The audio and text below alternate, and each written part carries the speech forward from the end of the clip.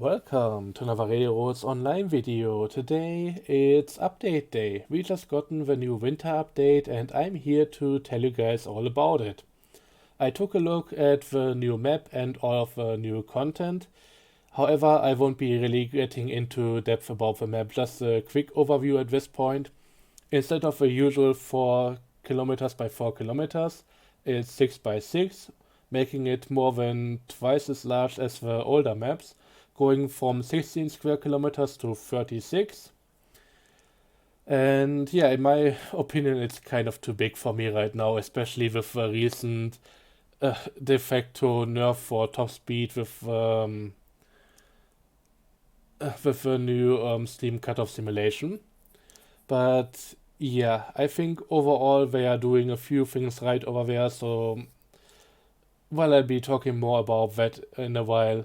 Right now, I don't have any real desire to play on that, but that does mean that it's not an alright map to begin with. So yeah, let's now get into the actual content that I really am here for today.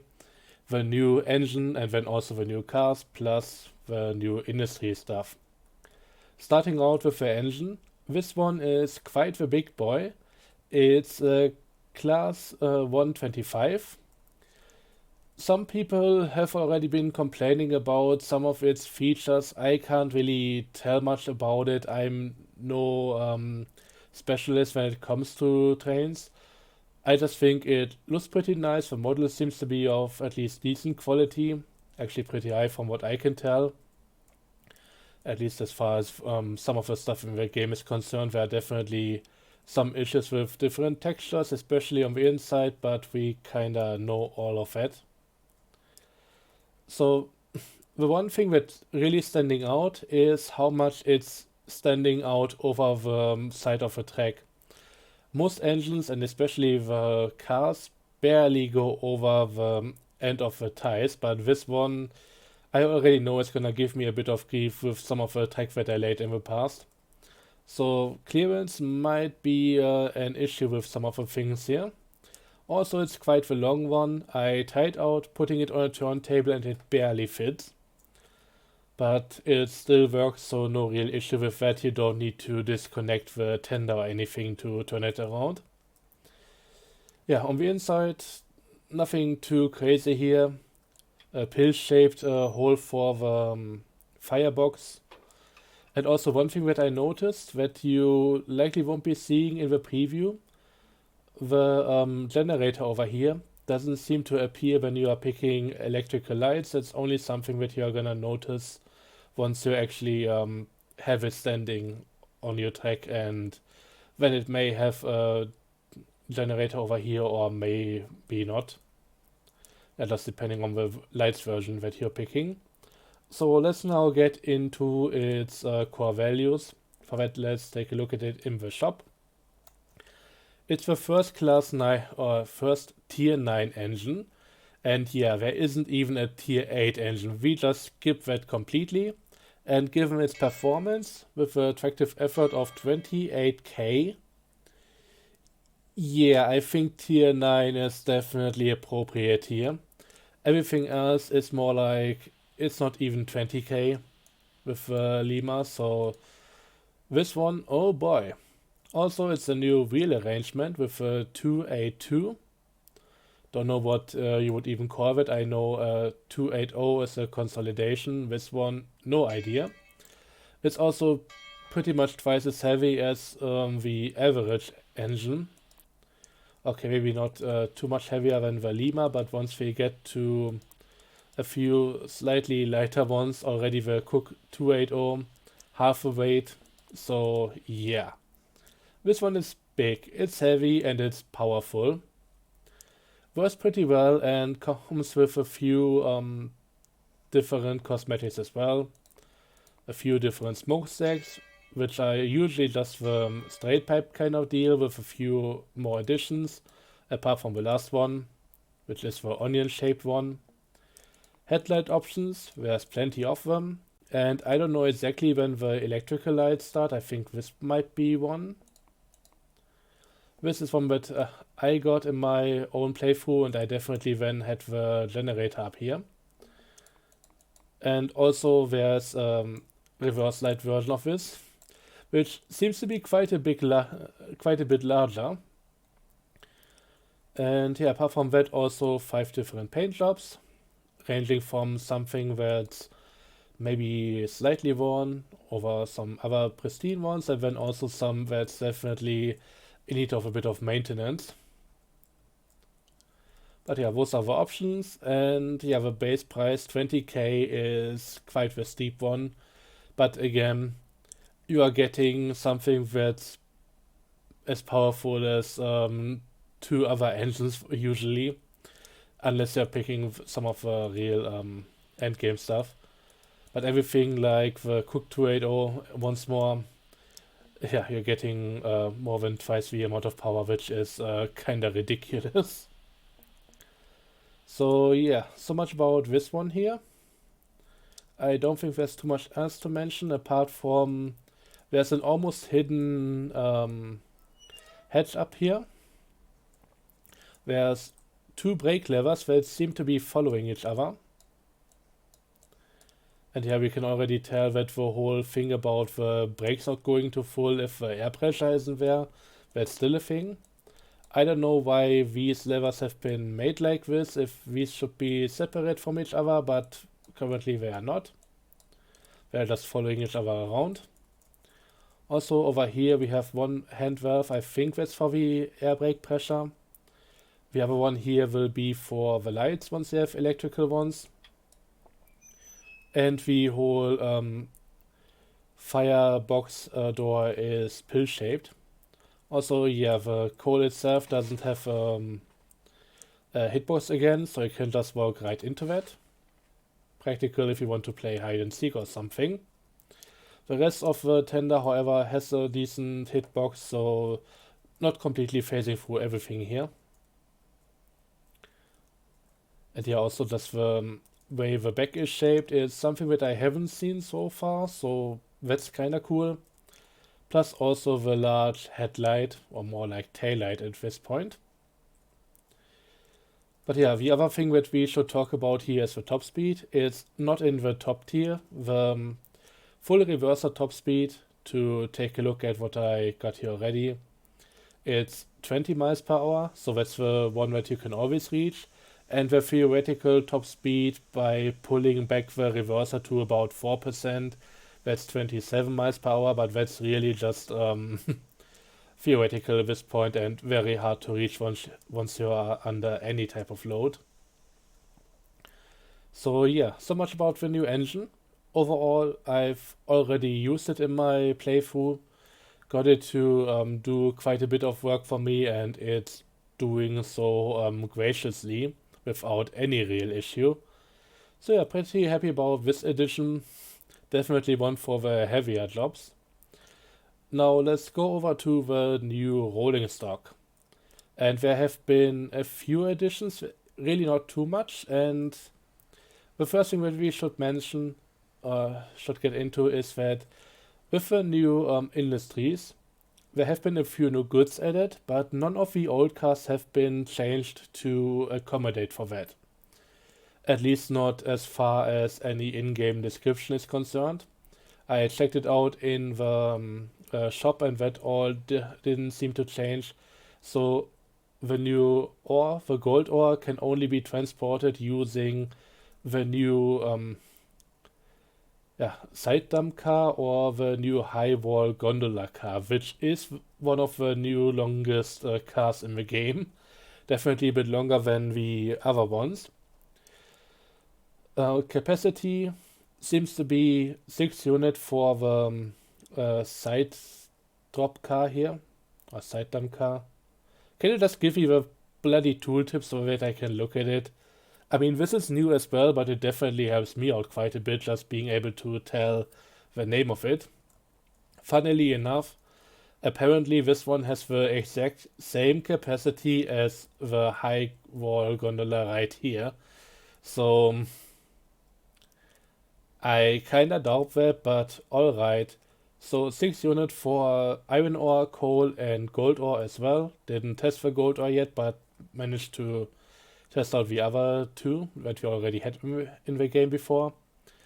And as far as the new gondola car here is concerned, 22 units for each. So that's quite the increase, and that would make it more efficient in terms of the ratio from capacity to empty weight than the rest of the large hoppers.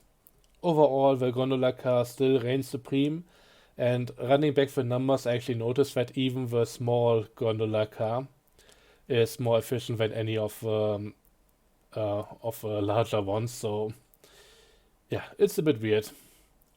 But yeah, I think overall this is still a usable car.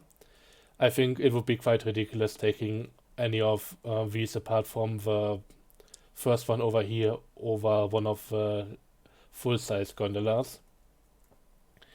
So yeah, for coal, the whole thing looks pretty similar. And for the gold, now we get to the new stuff. It's kind of interesting, but also a bit weird in my opinion. Again, the only cars that can deal with any of the new goods are the new cars themselves. So for gold ore, we only have the side dump car and the high wall gondola available. The next two goods need the same type of car, and that's already the end of it pretty much. So for both the refined gold as well as the gold ingots, we have this new baggage car, and it's kind of interesting. So in the back half, we have place to put down some safes or something. Basically, once the ingots are done with, they don't get put into boxes or anything like that. They get put into a safe box, and yeah, that's being then taken over to another industry that's not the freight depot actually, and only there they can be sold from what I heard. And yeah, you can just put a few of them in here. And on the other half, we have another door right here. I tried getting in there, didn't work. Let's go in from the front. This is apparently where we can transport the refined gold in. I'm curious if we could actually have both of these goods in the same car at the same time.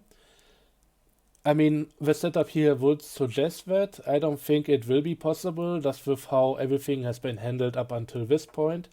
And honestly, it wouldn't make the biggest sense overall, since the industry you get the ingots in the sales from is also one that you need to deliver the refined gold to. So you drop off one thing, you get the other, no real need to have both of them on the same car at the same time. But yeah, this is the new car for all of that, and let's now take a look at the new industries. I'm gonna fly over here for a bit. So starting out, we have both the dredge and the gold mine. And you can really pick which one of these you want to use, because both of them are going to give you the same thing, and that is gold ore. You don't really need to deal with both of them. You can just, see which one is more to your liking, and I'm kind of happy about that regarding the dredge over here. That doesn't really fit on the Pine Valley map in any sensible way. So I'm glad that I don't need to try and fit this into the Sawmill Lake or something. But yeah, I'll be most likely just taking care of the gold ore of a gold mine here. So we'll be using that one instead. They have a few slightly different input goods. So the dredge actually needs steel pipes, coal, and tools, while the mine is gonna need tools, rails, and beams. So this one seems to be more like an upgraded version. In terms of input goods, it's an upgraded version of the oil field, needing both pipes as well as tools. Not needing beams, but then coal for some reason. I mean, it likely has some steam engines in there that need to be powered. I mean, you can see the smoke coming up. For the gold mine, it's a bit more clear because this is basically like the coal mine, but also needing tools in addition to the other two goods. So that's that. Oh yeah, and it also needs coal. I almost forgot about that.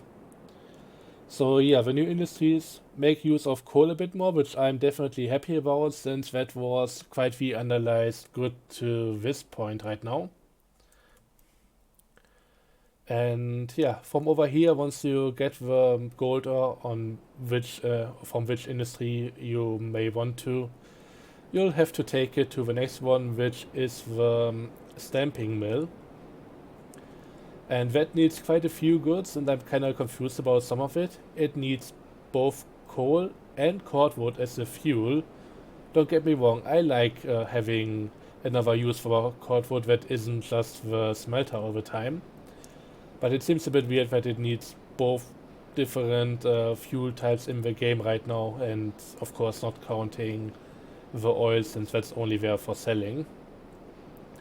And at the back, it actually also has another few inputs, and this is where it kinda falls apart for me.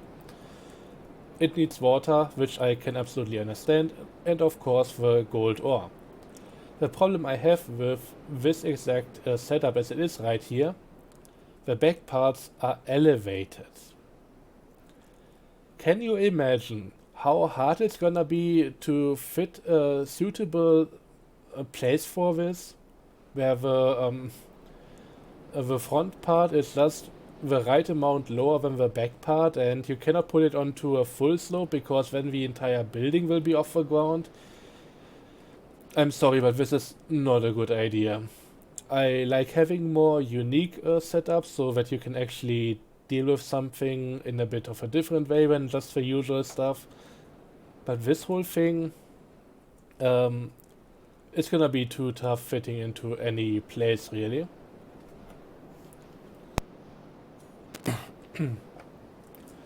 So, yeah, anyways, once you put in all the items, you end up getting some refined gold out of there.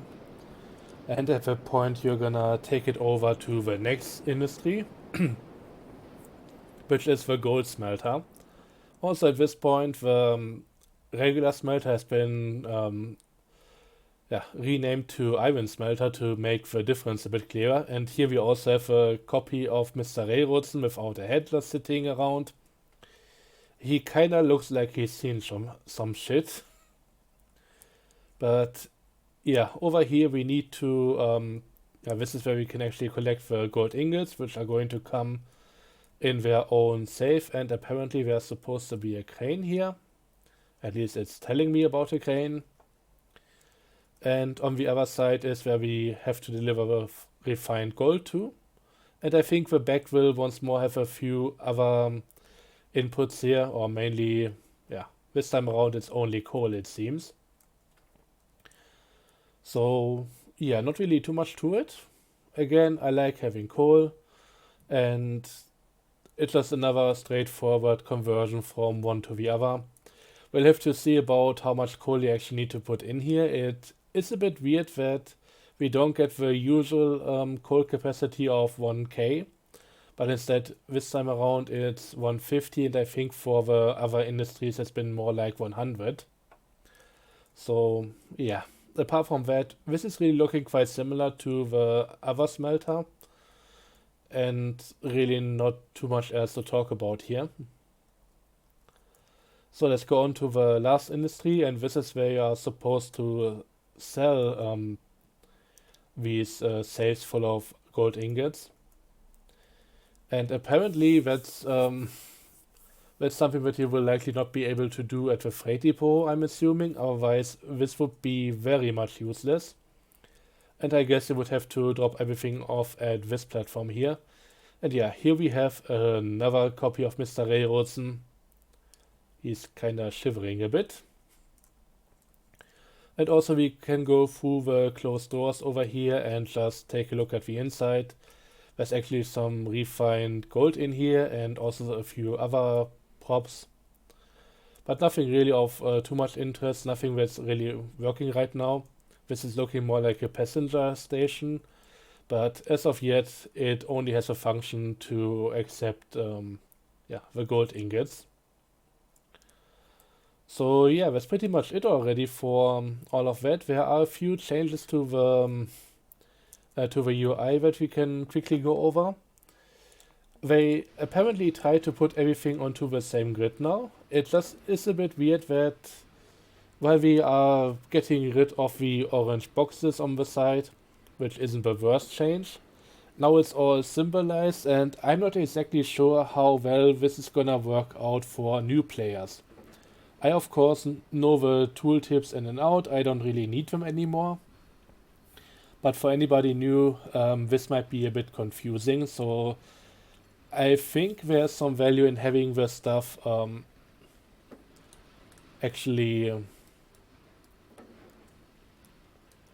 just completely written out, and also there's this menu here allowing you to re-rail, allowing you to demolish a few things, so that's interesting. But yeah, I haven't really played around with that, but it's kind of cool that you can have a bit more of a quick access menu for that stuff. Also, the whole thing got away from me. I lost the bottom stuff, giving me the different options here and there. Let's see, there is supposed to be some way to link the stuff together. At least it's already implemented in here, but it's not really functioning. It's just there as part of the UI, but doesn't seem to actually work in game. That's what I mean. The one problem I have with this is if you look at the angle, it tells me that this is 0.302. And wherever I look, whatever I do, I seem to be stuck on the 0.302.